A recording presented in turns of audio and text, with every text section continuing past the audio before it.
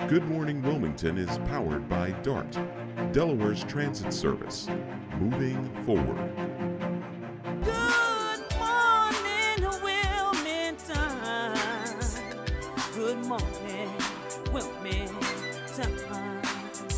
I say good morning, Wilmington. Wake up, y'all. Come on, have a great day.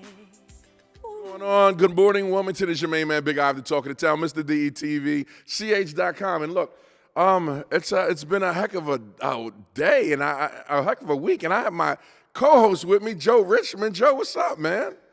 What's going on, Big Iv? What's going on? Happy Thanksgiving, everybody. Oh, my God. Yes. Thanksgiving. Nice catch, bro. Look, I was about to pass it.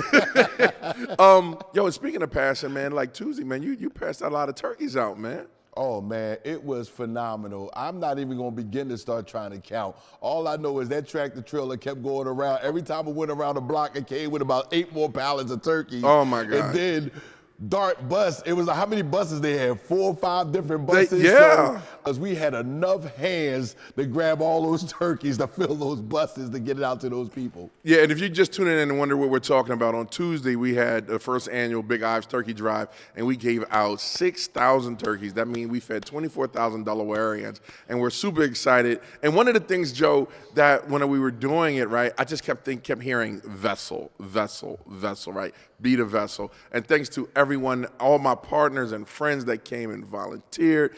And we have a saying, Joe, called "We Give a Damn," right? So that's what this show is about. It's about people that give a damn. And with that being said, outside of Thanksgiving, Joe, and DART and all that great stuff, what else did you do this weekend? Oh, man, I just enjoyed myself. You know, as well, we have basketball games for your NBA 2022-23 G League champion Delaware Blue Coats. We took on College Park, the Atlanta Hawks G League team, and we split with them, which is great. And the fans were out. We had a game on Wednesday right before Thanksgiving. Then we turned right around, quick turnaround on Saturday. We had another game at College Park, and we got that win, that big home win. The crowd was amazing.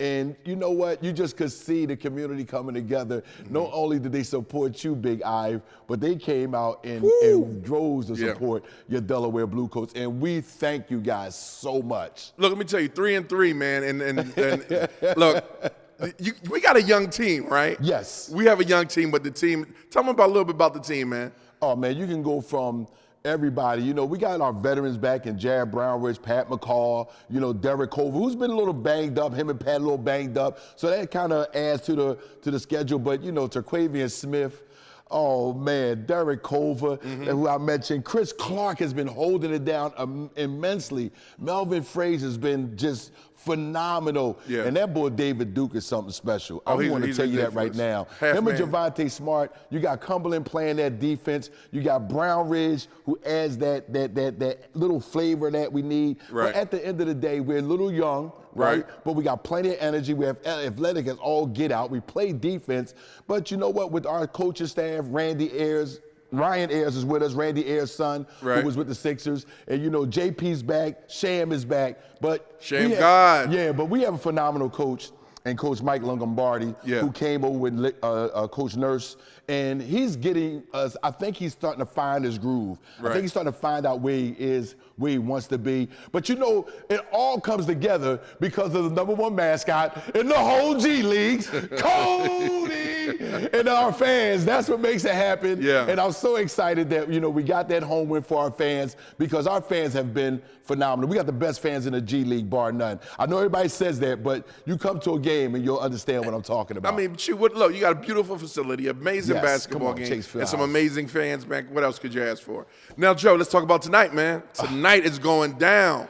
Oh, man. With Sixers? You see, I had to switch it up. I usually have my blue coat basketball, but it is going down. It's a brotherly love kind of night, but we won't be showing no love tonight. We won't be doing none of that tonight. We will go about business. As you see, the Sixers have been going about their business. They are phenomenal. They come together. The culture that we set down there is second to none throughout the league. And I always say this, all my 10 years, I've never went to work. Right. I've always just went to a place that I could have fun. Right. I've never had a boss. I had some leaders and teachers. And so that's what makes us so different and so unique throughout the league.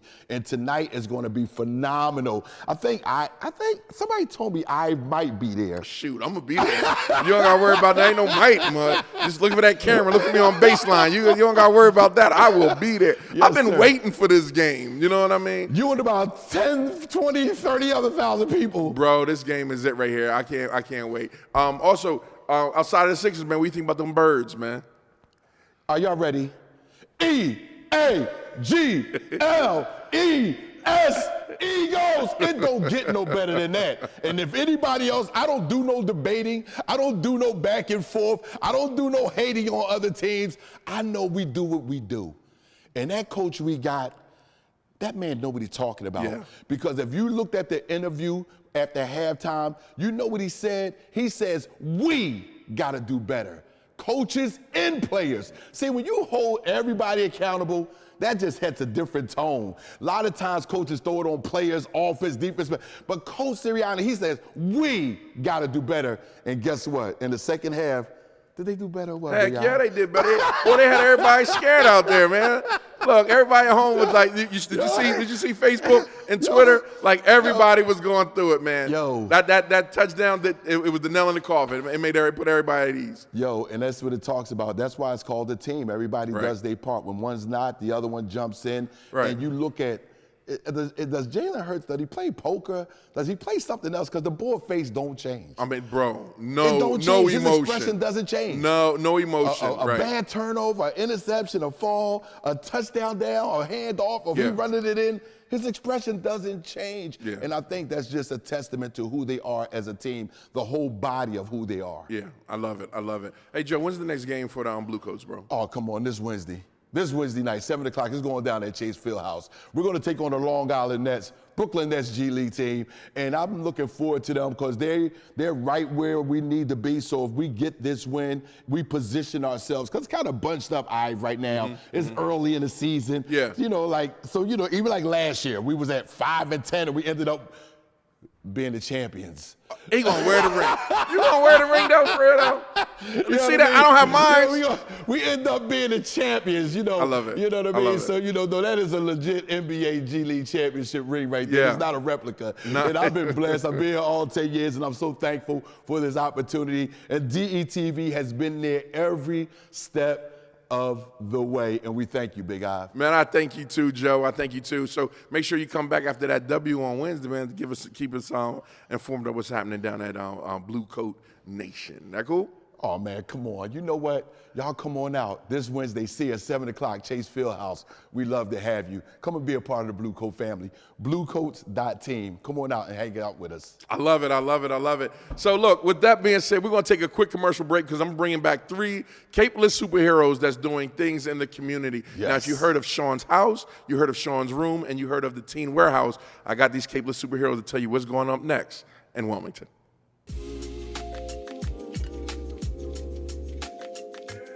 DETV has been Delaware's premium provider of creative digital and broadcasting solutions that bridges communities and connects people.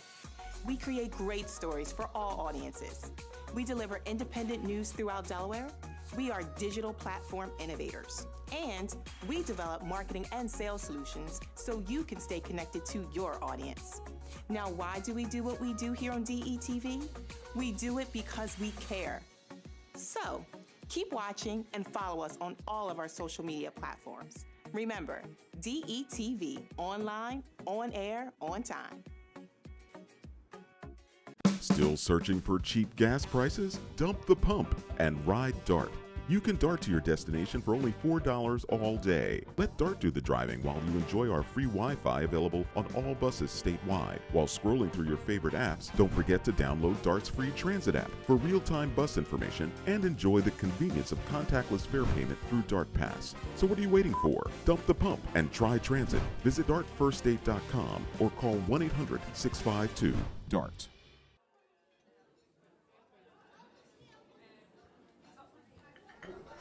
Government doesn't make a move without an agenda, some type of plan. The problem is we haven't been on the agenda. Sometimes we're overlooked. Sometimes our interests aren't the interest of those in power. I'm your host, Kerwin Gaines, on DETV's new show, The Agenda. We're going to do our best to ensure that you, Delawareans, are knowledgeable about what's going on in the Assembly. Federal government, local government, it doesn't matter. We're going to do our best to ensure that folks that make the agenda on a daily basis have to answer for it. Let them explain what they're doing. If it affects you, it's on the agenda.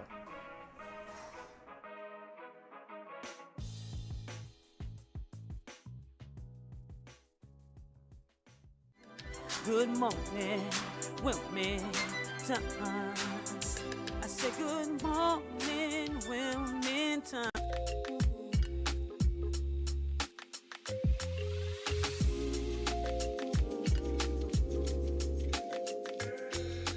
How did DETV start and how did you get here?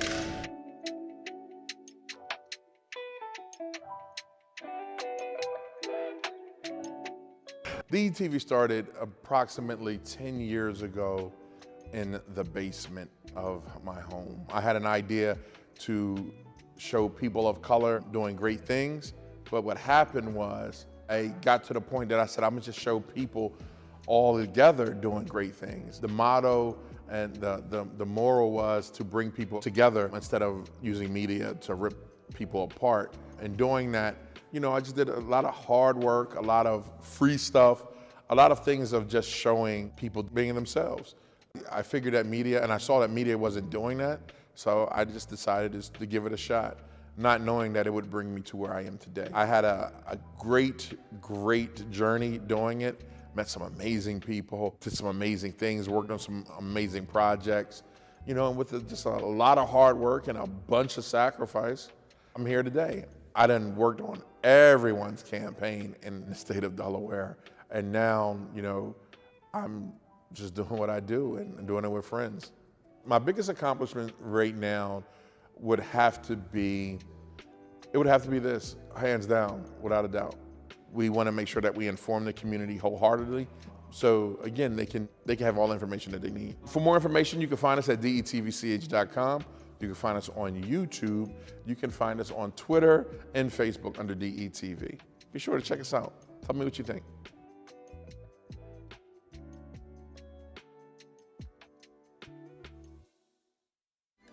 Good morning, Wilmington.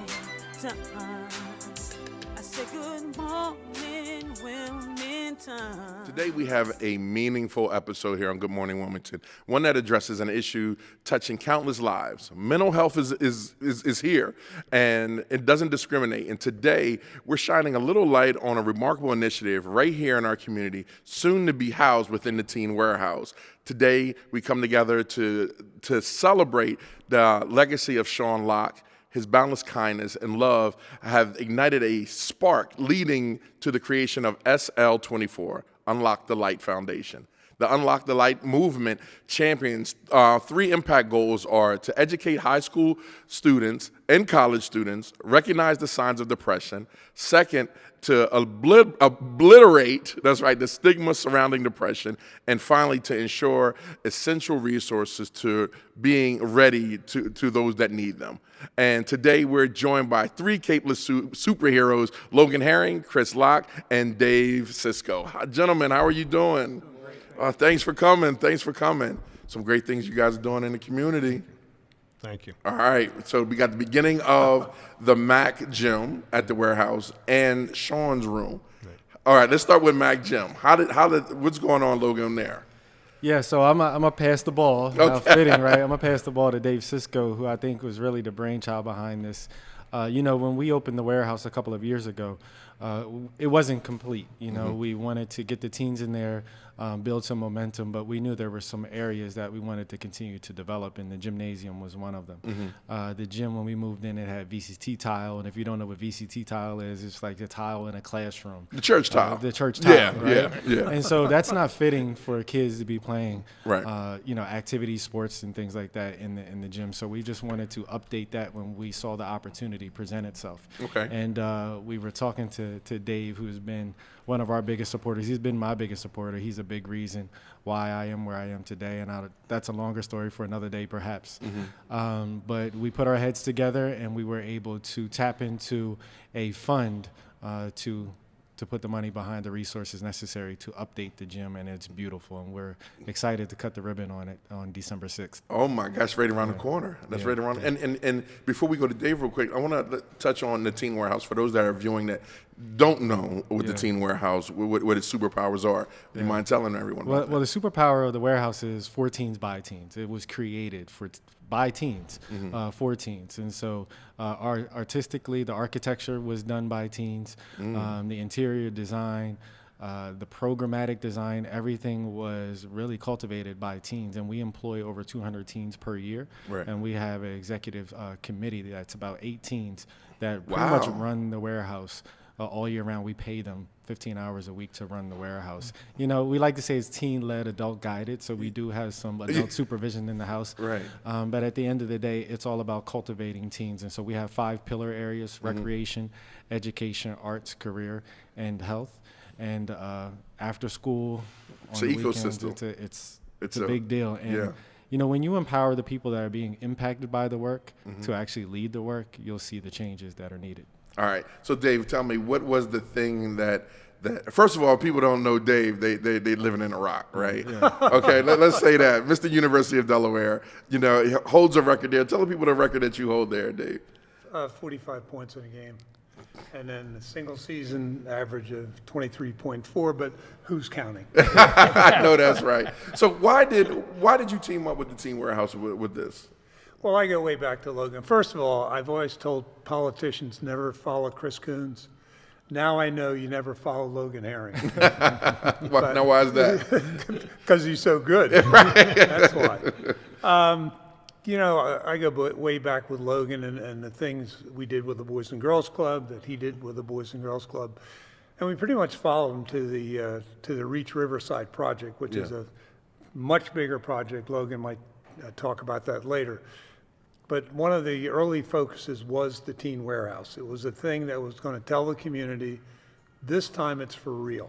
Oh, okay, yeah. For decades, decade after decade, you're going to have this kind of housing, this kind of community. Well, now, 60 years later, it's probably the biggest innovative project in a generation in the city of Wilmington, without a doubt. Yeah. So it started with the Teen Warehouse, and we saw that with a basketball background. Logan's got a basketball background. The gym had to be fixed up. Right. And fortunately, the McLaughlin Foundation, which was set up many decades ago, 30 years ago, for Bill McLaughlin, the mayor, 2-term mayor. And he had a passion for helping young kids. And so he set up a foundation, raised $1 million, supported programs at the Boys and Girls Club, but then when the Reach Riverside project became a reality and the Teen Warehouse became a reality, we decided to shift our focus to that. Right. And Bill McLaughlin was a coach at Concord High many years ago, loves basketball, and took a look at the gym and said, hey, we got to do something about this. Yeah. So the McLaughlin Foundation dedicated about 25% of its resources to fix it up, and it's a beautiful facility. Wow. Yeah. Wow. Now, being around, as my grandma would say, being long in the tooth, right, and seeing Me? and seeing like the promises and the ideas of something like the Teen Warehouse many years ago, and now that it's here, what are your thoughts about that? What do you say about that? Well, you know, there's probably only a handful of facilities like it in the country. I mean, you're talking about something that is incredible. Logan, how many kids belong? So we have more than a third of the teen population of the city of Wilmington registered at the third? A third. A third. A And third. now, how many? In 2 years. Now, what's the total population? So in the city of Wilmington, it's about 70,000. We calculate that it's about 8,000, maybe a little less, of teens in the city of Wilmington.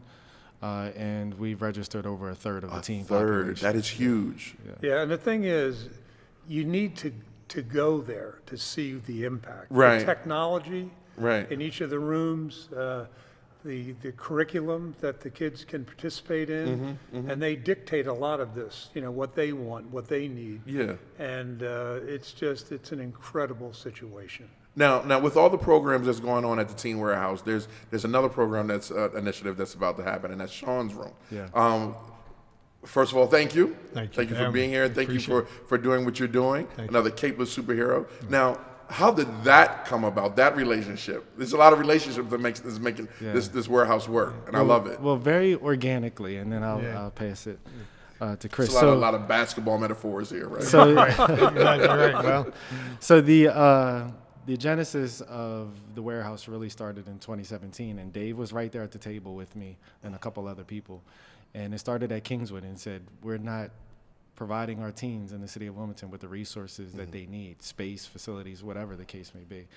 And so we started to talk about, well, what could we do? And down the street was this big warehouse, and that's where the name comes from. It was like over 100,000 square foot warehouse, and we were going to renovate some space in that building, about 10,000 square feet. We began to socialize the idea. I pitched it at Reinventing Delaware. It won in 2017, and we started to build momentum. The summer of 2018 was pivotal. We reached out to all of our partners, the Boys and Girls Club, the West End Neighborhood Houses, the community centers, Hilltop. Give us your teens for the summer. We're going to pay 25 teens to help us come up with this idea. Wow. And in 2018, we said, what are the things you want? And immediately, the top two priorities were mental health and reproductive health. Wow. And so when we talk about mental health, when we talk about what Sean's house has done, it was like, it just made sense. And so Chris and I got together. We did a survey at the warehouse prior to reaching out. And we did a survey of about 15 teens, and more than 50% had suicidal ideation and thoughts. And we knew we had to do something about it. And since we had toured Sean's house, they had come and toured the warehouse, we reached out, and I'll leave the rest up to him to tell the story. yeah, well, it's kind of funny, as we're all connected here through basketball at some point. And that's how Logan and I met. Logan was a assistant coach over at Sanford. Sanford was playing on the SL24 basketball tournament that we hold every year at the 76ers Fieldhouse. And we just started chatting. I had spoke to his team, and he started telling me what he was doing. I had the opportunity to see what he was doing at Teens Warehouse and the Riverside Project as well, and I was just awed by his energy and his leadership. And leadership comes in all forms.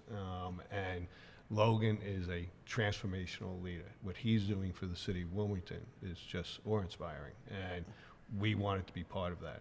And dealing with some of the kids in the neighborhood that he helps, really got us thinking, what can we do? I've been blessed beyond what I deserve. Yeah. And, Sean was this, as you said, kind-hearted, caring person. And I did feel like he was saying to me, hey, we got to do something at Teens Warehouse. So we had done our first Sean's Room at his alma mater at St. Mark's, and our second choice, without a doubt, was going to always be Teens Warehouse. So we're honored to be part of this tremendous project that Logan has started with Dave, and we just look forward to hopefully be able to make an impact on the community. Well, thank you for that. I think it is amazing because that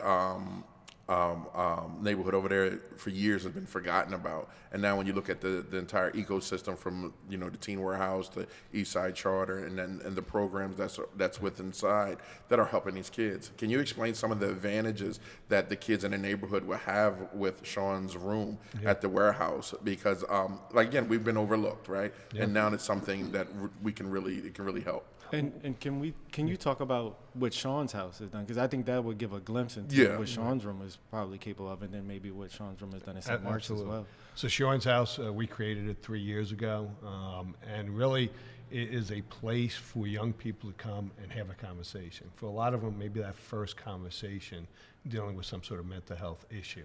And what we try to do is create a place where anybody can come in at any time of the day and have that conversation. Sean never had that conversation. As an athlete, they're taught to suck it up, be strong. We put him on a pedestal. So it was very hard for him to be able to have the conversation of his battle with depression and anxiety. And he never spoke to me about it at all. So what we want to do is transform that so that people could come in and have that conversation, but make it non-clinical. Right. Make it feel like you're going to grandma's house. When we all were growing up, we had a problem. Who do we go to? We went to our grandmother. Right, And right. we wanted to make it feel like grandma's house. Sean's house was actually his house when he attended the University of Delaware. And since opening, we've had over 20,000 people use the resources. We have a peer program called Peer 24, where we train young people who have real lived experiences. They deal with some sort of aspect, eating disorder, depression, anxiety, whatever the case, and they volunteer their time to help their fellow peers to get through it. But it's not enough just to have the conversation. You then have to have resources. So we've created a network of mental health professionals here in Delaware. So instead of waiting 8 weeks, 10 weeks for an appointment, we can get you in usually within 24 hours, 48 hours. And we've had 4,500 people. That's phenomenal. Here. We just saved our 104th person from suicide. Wow. So this is someone who comes in and says, I want to end my life, or I'm thinking about ending my life. And then we get them immediate resources. Everything there is free. The house is open 24/7 because we understand that mental health issues may not happen from 9 to 3. It may happen at 8 o'clock at night or 2 a.m. in the morning, whatever the case may be. So we have people constantly there. So Sean's room is kind of a microcosm of Sean's house. Right. So it's a smaller scale, but it's the same purpose. Right. Keep that front door open. Have somebody be able to come in and have that first conversation. And, you know, in the Riverside community, it's a desert for mental health services. I mean, other than the teen warehouse, there's really nothing there for these kids to be able to deal with whatever they're dealing with. So the idea is we're going to have Sean's room there. We'll have a scholarship program. One of the programs we have is a scholarship program. So if a kid can't afford to see a mental health professional, we'll pay for it. No questions asked for as long as it takes. And we have about 22 young people that are taking advantage of that scholarship program right now. And we think that can be a great resource at the Teen Warehouse as well. And we'll facilitate getting them the resources they need. Right. Yeah. Now you see, Logan, you see the teens over there all the time, right? And you know the trauma that they're bringing with them. Right. How do you think this is going to help them? I mean, I think Chris said it all. You know, to save 104 people from suicide, to know that we have teens that deal with that, the pressure of social media, the pressure of just being in school, peer pressure, the pressures of life, the pressure that, you know, unstable communities, unstable households might bring, the pressure of just life in general. Sometimes it gets to us, and we need to have resources. Yeah. And so having Sean's room at the warehouse will mean everything to us, because if you're not right mentally, emotionally, you can't accomplish anything in this world meaningfully. And we believe that we have the leaders of the next generation coming through our doors every day, and we want them to be able to maximize that potential that they have within them. And we don't want anything to hold them back, like a closed door when they need that support.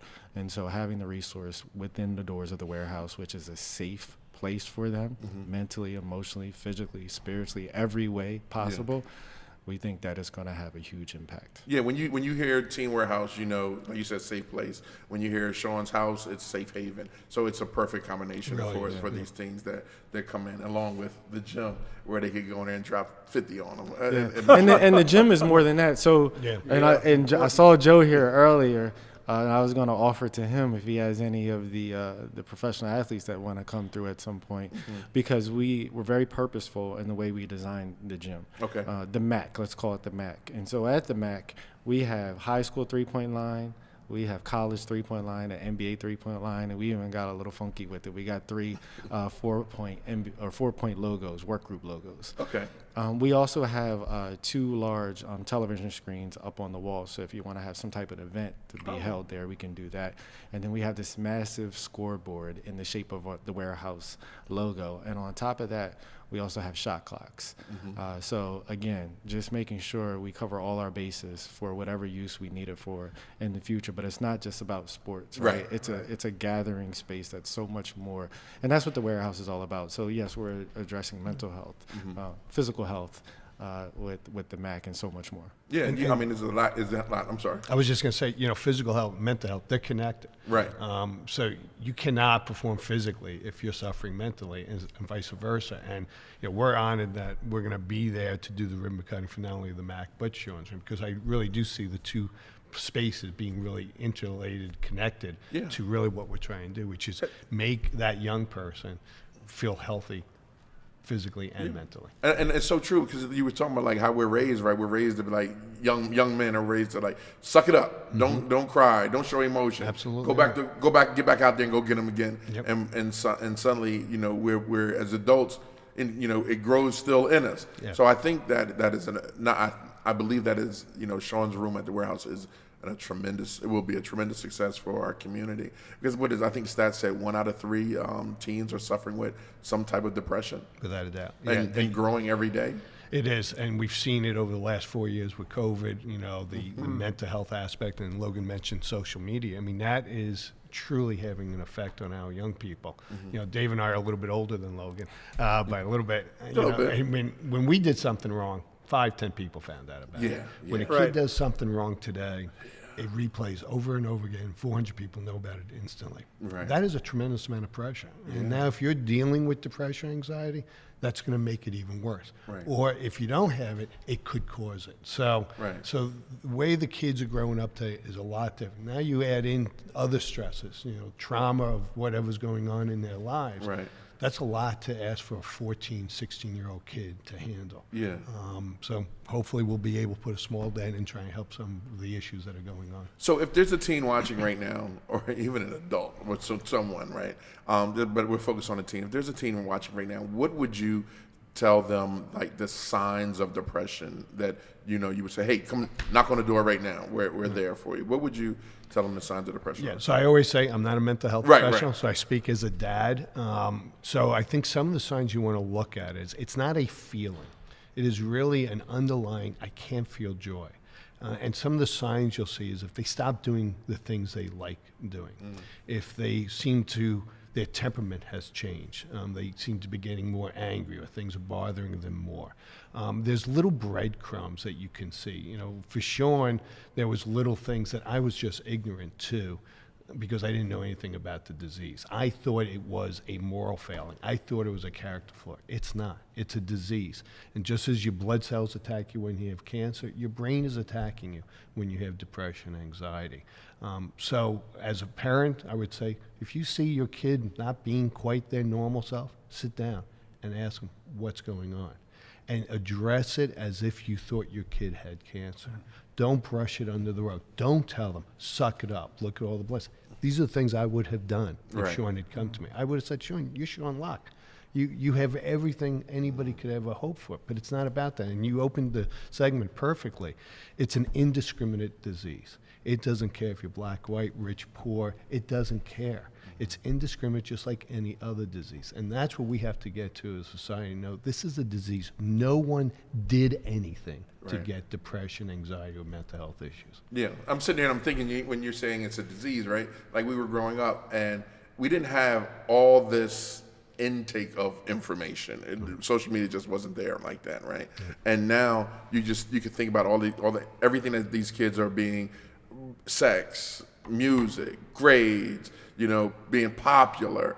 It does something to your brain with that. Wow.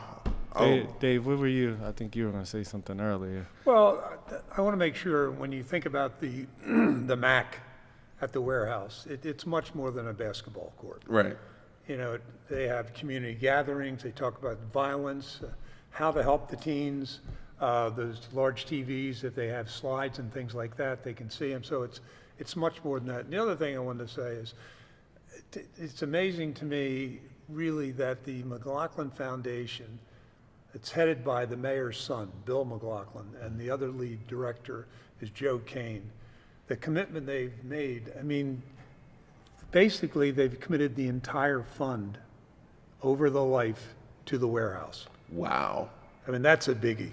That is huge. Yeah, it really is. And Bill McLaughlin Jr. and Joe Kane deserve the bulk of the credit. All right, other cable superheroes.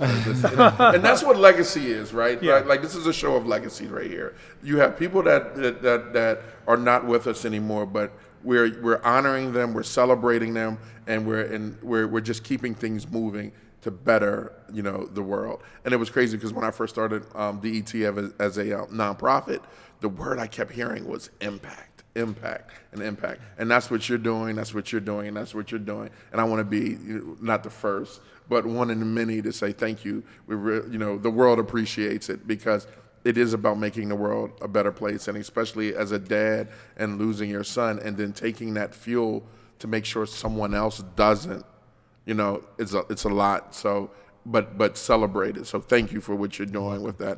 I really, really appreciate that. And you, come on, dropping 45 on them.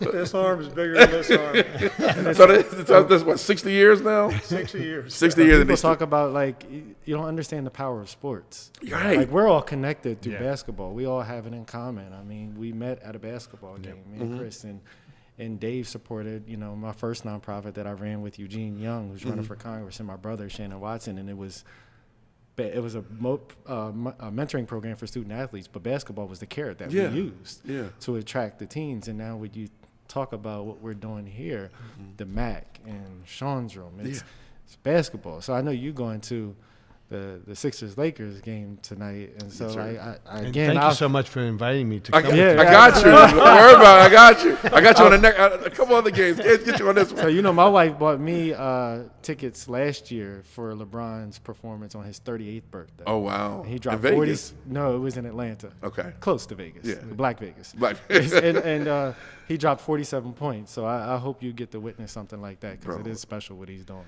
Yeah. If I can just jump on what Logan said about sports. I mean, it really is a critical aspect of our culture and our life. And sports does unite us all. And I think that's the great thing about what's going on with the MAC. And Trevor Cooney was one of Sean's friends. It was his idea to start this basketball tournament.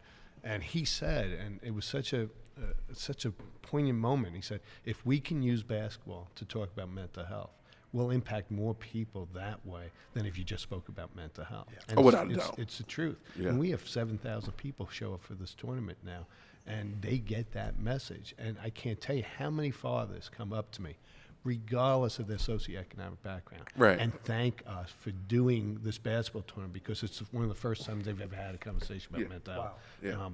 And that's the impact. And, Logan's a great athlete. Dave was a great athlete. I was a moderate athlete. But it really is. Sports can change everything if we use it for good. There you go. If your heart doesn't open up when they turn the lights out at the Chase Field House and ask everybody to hold up their cell phone with their flashlight, and you just see a sea of lights, it's one of the most impactful moments you can have. Wow. And then when is that? It's always the first weekend in February. First weekend in February. Our 6th annual tournament will be the first weekend in February at the 76ers Fieldhouse. Wow. So, how many, now let me circle back. How many kids you said you helped again? We've had 20,000 come to Sean's house, and 4,500 have used the pier, and like I said, we saved 104 from suicide. And I think you're selling yourself short at Sean's house to say you saved 104. Because what you're doing with the 20,000 is you're preventing them to getting to that 105th and 106th. Yeah. And so I would say you've saved thousands and thousands of lives. Yeah, I appreciate that. That work is meaningful, and that's why we had to have it at the warehouse. I love it. I love every minute. Okay, the doors are open. December 6th, the ribbon cutting, MAC Gym, and 3:30 p.m. I tell you what, that's your camera right there. Boom. All right, get Logan's camera. And then, go ahead. So December 6th, 3:30 p.m. at the warehouse, 1121 Thatcher Street. We are doing the ribbon cutting for Sean's room and the MAC. Feel free to show up, but more importantly, Warehouse Wednesdays. Bring your teens. Get them signed up. If you know a teen, if it's not your own teen, if you know any teen, introduce them to the warehouse. Bring them by. Even if it's not a Warehouse Wednesday, we'll find a way to make sure that they're connected. And most importantly, well, not most importantly, but the thing that is the biggest care for us is we hire teens. We hire 200 teens throughout the year. We pay them $12 an hour, 15 hours a week for 12 weeks straight to get them prepared for the workforce. 8 weeks of soft skills, 4 weeks of hard skills, and they are ready to enter this world, this adulting as we call it these days. And I think that that's a huge thing that people don't know about the warehouse is that we actually raise over $1.5 million a year just to pay teens to experience what it's like to be an employee, to be an entrepreneur. And we see it making a difference on the impact of these future leaders. And they got to be healthy mentally and physically to do that in the future. And that's why this partnership is such a big thing for us. I love it. I love it. All right, Chris, up right there. That's your camera. Go ahead and tell them about Sean's room, Sean's house. Yep. So if you have a young person in your life, a son, a daughter, grandson, granddaughter, niece, nephew, and you think they're having issues, if you think they need to speak to someone, you can either go to Sean's house in West Main Street in Newark, or next week, starting December 6th, come to Sean's room at the Teens Warehouse. We're here to help you, find you the resources so that you can live a beautiful life. And we're honored to be part of this.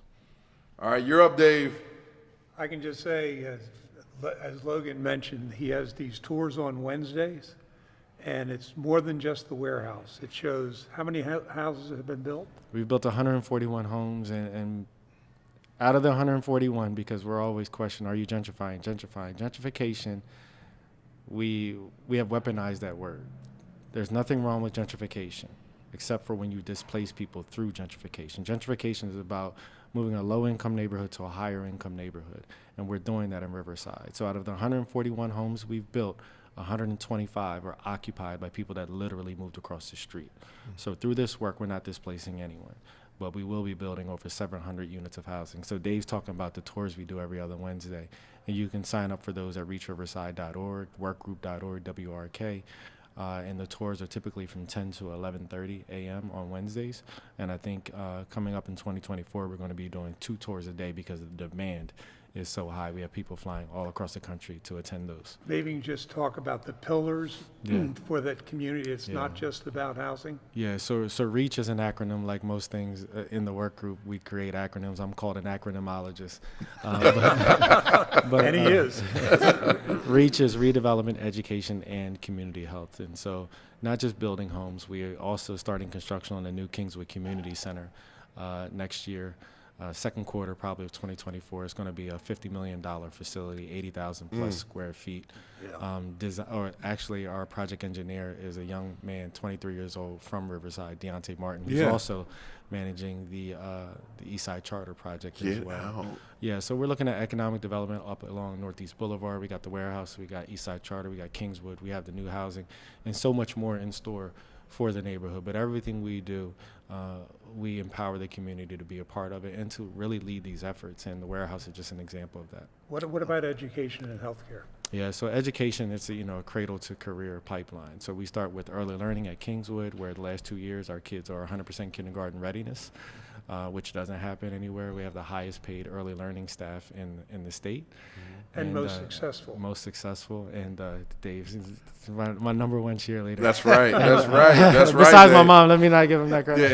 And my wife now. Look, I'm getting myself all types of trouble. Yeah, you're in trouble now. But then we have Eastside Charter for kindergarten to 8th grade, and we have the warehouse for our teens and young adults. So every facet of a life we are attempting to touch, and it's mostly through partnerships.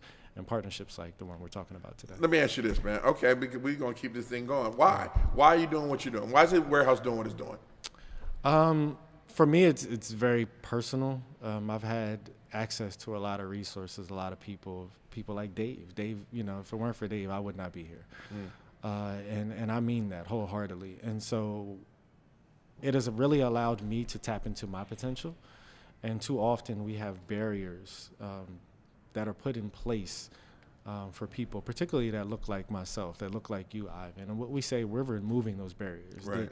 The mission of Reach Riverside is to eliminate the barriers of structural racism. We understand that housing segregation, we understand all the types of discriminatory practices and policies over time that have kept us back from hitting this potential that you and I are now actually seeing to fruition.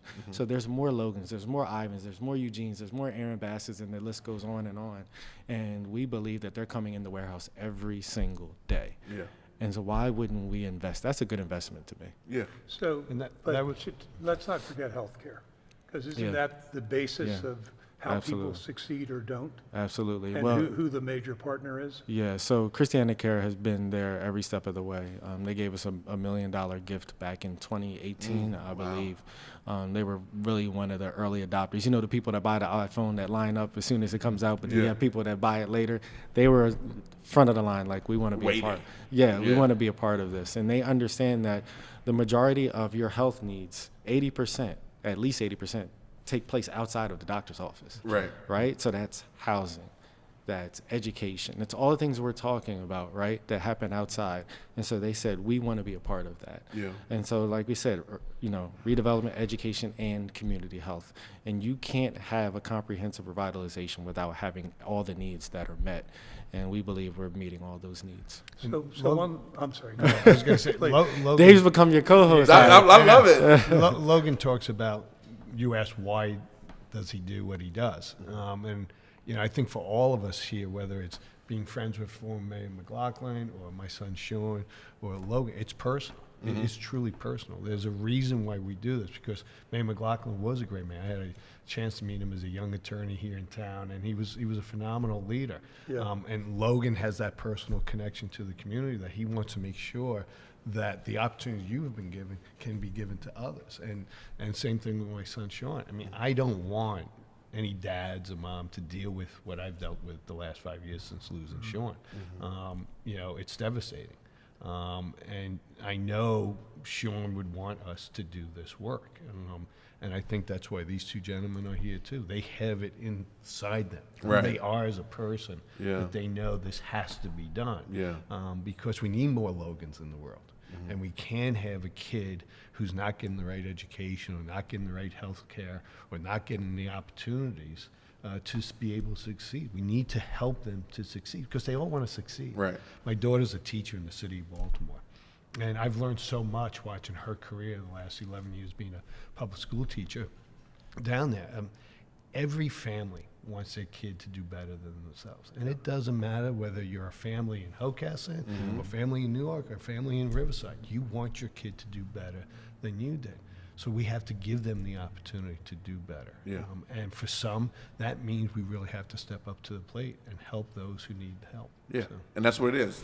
Together, Right. we go fast together. without a doubt. So, Without a doubt. Logan, one last point. Sure. Talk about what happened in Eastlake to show what can happen Yeah. in Reach Riverside. Yeah, so most people are familiar with the East Lake here in Wilmington. The bucket 2-6. Bucket 2-6, right.